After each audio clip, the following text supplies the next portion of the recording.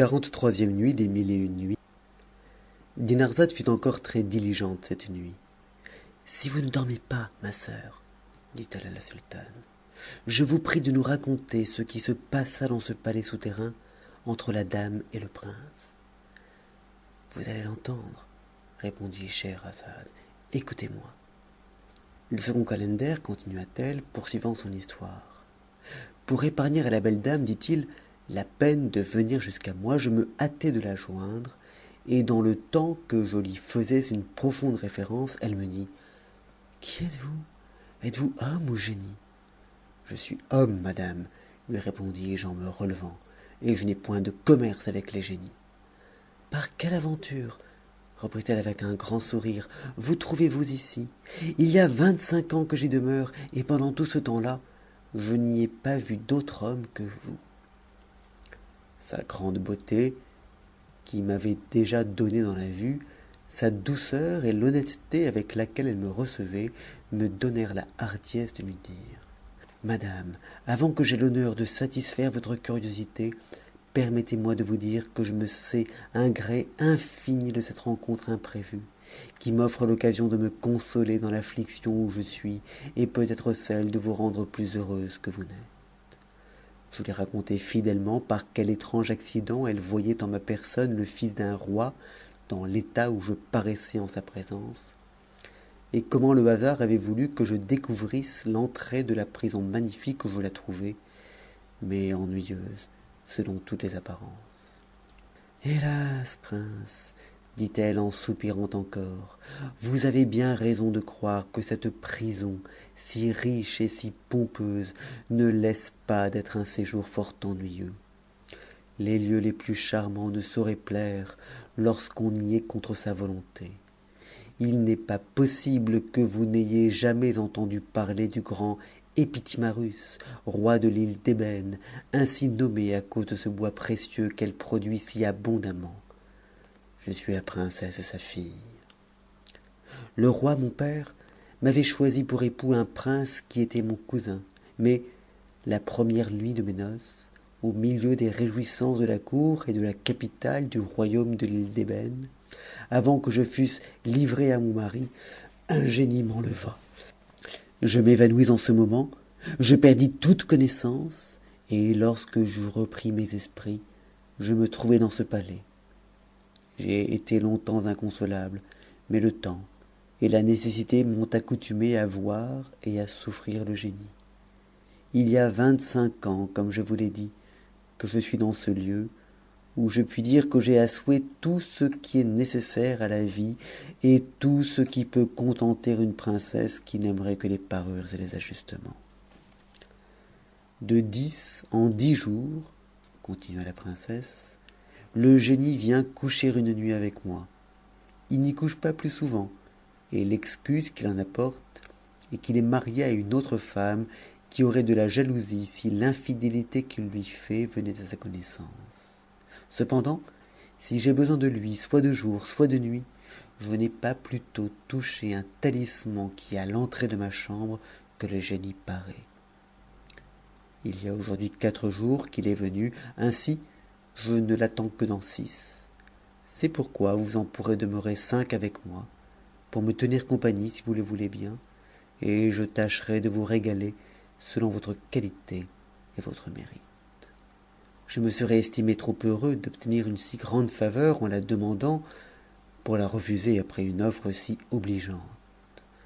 La princesse me fit entrer dans un bain le plus propre, le plus commode et le plus somptueux que l'on puisse s'imaginer, et lorsque j'en sortis, à la place de mon habit, j'en trouvai un autre très riche, que je pris moins pour sa richesse que pour me rendre plus digne d'être avec elle.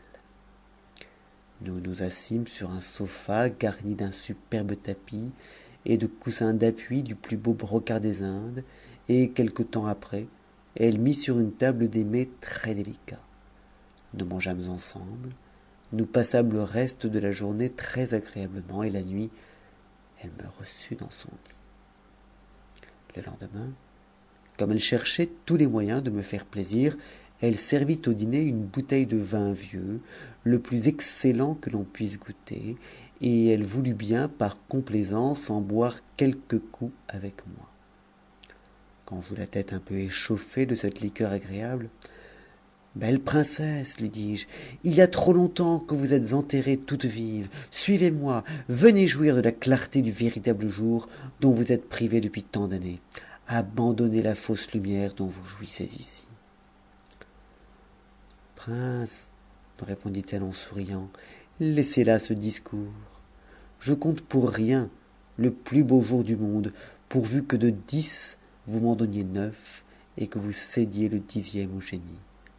Princesse, repris-je, je vois bien que la crainte du génie vous fait unir ce langage. Pour moi, je le redoute si peu que je vais mettre son talisman en pièces avec le grimoire qui est écrit dessus.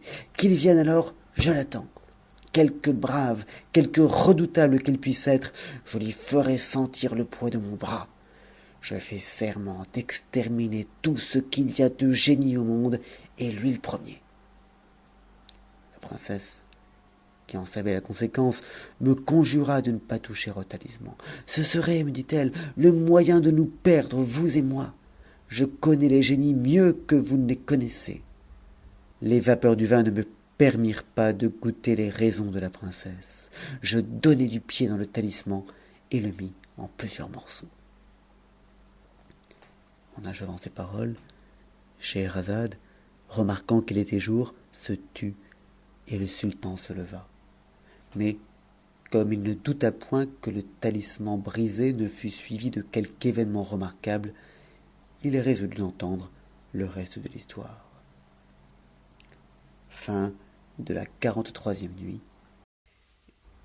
44e nuit des Mille et une nuits.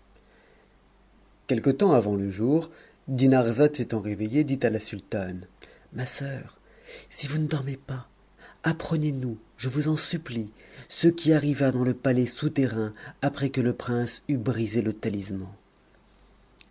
Je vais vous le dire, répondit Scheherazade, et aussitôt, reprenant sa narration, elle continua de parler ainsi sous la personne du second calender.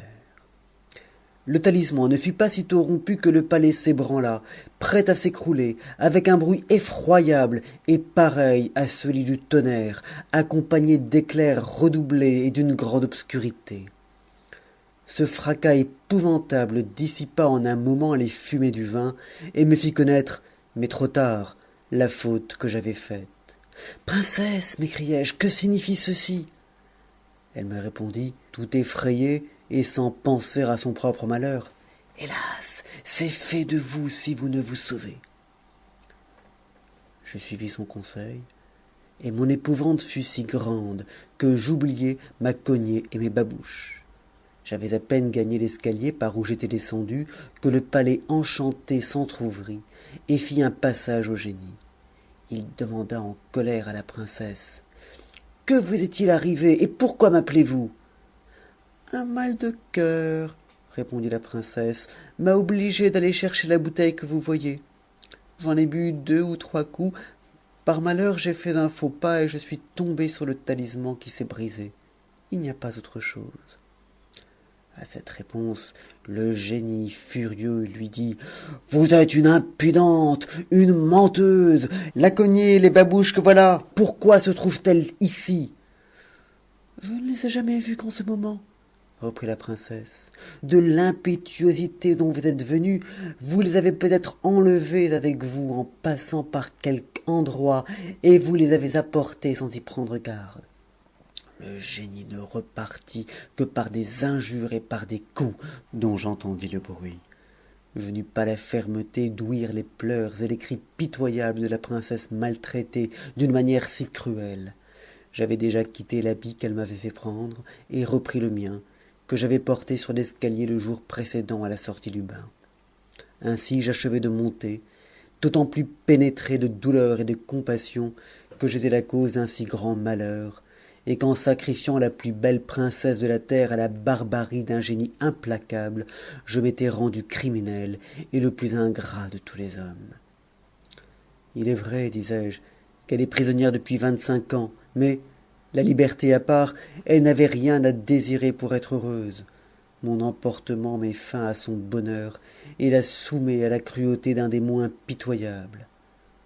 J'abaissai la trappe, la recouvris de terre et retournai à la ville, avec une charge de bois que j'accommodai sans savoir ce que je faisais, tant j'étais troublé et affligé. Le tailleur, mon hôte, marqua une grande joie de me revoir. Votre absence, me dit-il, m'a causé beaucoup d'inquiétude à cause du secret de votre naissance que vous m'avez confié. Je ne savais ce que je devais penser et je craignais que quelqu'un ne vous eût reconnu. Dieu soit loué de votre retour. Je le remerciai de son zèle et de son affection, mais je ne lui communiquai rien de ce qui m'était arrivé, ni de la raison pourquoi je retournais sans cognée et sans babouche. Je me retirai dans ma chambre, où je me reprochai 1000 fois l'excès de mon imprudence. Rien, disais-je, n'aurait égalé le bonheur de la princesse et le mien, si j'eusse pu me contenir et que je n'eusse pas brisé le talisman. Pendant que je m'abandonnais à ces pensées affligeantes, le tailleur entra et me dit un vieillard que je ne connais pas vient d'arriver avec votre cognée et vos babouches, qu'il a trouvées en son chemin, à ce qu'il dit. Il a appris de vos camarades qui vont au bois avec vous que vous demeuriez ici. Venez lui parler. Il veut vous les rendre en main propre. À ce discours, je changeai de couleur et tout le corps me trembla. Le tailleur m'en demandait le sujet lorsque le pavé de ma chambre s'entr'ouvrit. Le vieillard, qui n'avait pas eu la patience d'attendre, parut et se présenta à nous avec la cognée et les babouches. C'était le génie ravisseur de la belle princesse de l'île d'ébène, qui s'était ainsi déguisé après l'avoir traité avec la dernière barbarie. Je suis génie, nous dit-il, fils de la fille d'Éblis, prince des génies. N'est-ce pas là ta cognée? Ajouta-t-il en s'adressant à moi. Ne sont-ce pas là tes babouches? Scheherazade, en cet endroit, aperçut le jour et cessa de parler. Le sultan trouvait l'histoire du second calender trop belle pour ne pas vouloir en entendre davantage. C'est pourquoi il se leva dans l'intention d'en apprendre la suite le lendemain. Fin de la 44e nuit. 45e nuit des 1001 nuits. Le jour suivant, Dinarzade appela la sultane. Ma chère sœur, lui dit-elle, je vous prie de nous raconter de quelle manière le génie traita le prince. Je vais satisfaire votre curiosité, répondit Scheherazade. Alors, elle reprit de cette sorte l'histoire du second calender. Le calender continuant de parler à Zobéide. Madame, dit-il, le génie m'ayant fait cette question ne me donna pas le temps de lui répondre, et je ne l'aurais pu faire tant sa présence affreuse m'avait mis hors de moi-même. Il me prit par le milieu du corps, me traîna hors de la chambre et, s'élançant dans l'air, m'enleva jusqu'au ciel avec tant de force et de vitesse que je m'aperçus plutôt que j'étais monté si haut que du chemin qu'il m'avait fait faire en peu de moments. Il fondit de même vers la terre, et l'ayant fait entr'ouvrir en frappant du pied, il s'y enfonça, et aussitôt je me trouvai dans le palais enchanté, devant la belle princesse de l'île d'ébène. Mais hélas, quel spectacle! Je vis une chose qui me perça le cœur.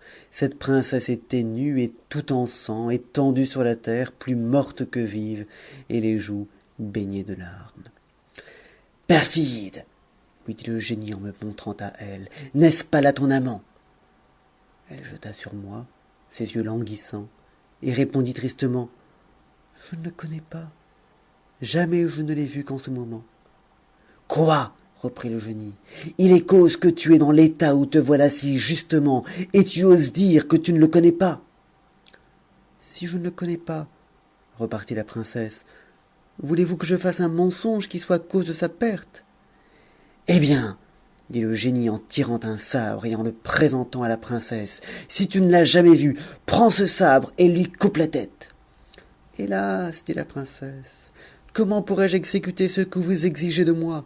Mes forces sont tellement épuisées que je ne saurais lever le bras, et quand je le pourrai, aurais-je le courage de donner la mort à une personne que je ne connais point, à un innocent? Ce refus, dit alors le génie à la princesse, me fait connaître tout ton crime. Ensuite, se tournant de mon côté, et toi, me dit-il, ne la connais-tu pas? j'aurais été le plus ingrat et le plus perfide de tous les hommes si je n'eusse pas eu pour la princesse la même fidélité qu'elle avait pour moi, qui était la cause de son malheur. C'est pourquoi je répondis au génie: comment la connaîtrais-je, moi qui ne l'ai jamais vue que cette seule fois? Si cela est, reprit-il, prends donc ce sabre et coupe-lui la tête. C'est à ce prix que je te mettrai en liberté et que je serai convaincu que tu ne l'as jamais vue qu'à présent, comme tu le dis. Très volontiers, lui repartis-je. Je pris le sabre de sa main. Mais, sire, dit Scheherazade en s'interrompant en cet endroit, il est jour, et je ne dois point abuser de la patience de votre majesté. Voilà des événements merveilleux, dit le sultan en lui-même. Nous verrons demain si le prince eut la cruauté d'obéir au génie. Fin de la 45e nuit.